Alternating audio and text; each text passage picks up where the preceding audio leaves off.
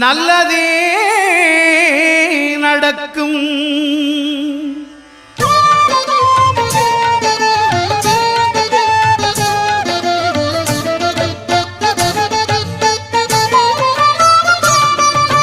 9 கோளும் ஒன்றாய் காண அங்கு கற்பகம் என்னும் கடவுளின் மெய்யில் 9 கோளும் ஒன்றாய் காண அங்கு கற்பகம் என்னும் கடவுளின் மெய்யில் சூரியன் முதலாய் 9 கிரகமும் பலவித குணங்களை கொண்டிருக்கும். எங்கள் கற்பக தருவில் அவை வரும்போது ஒன்றாய் சேர்ந்து பலனளிக்கும்.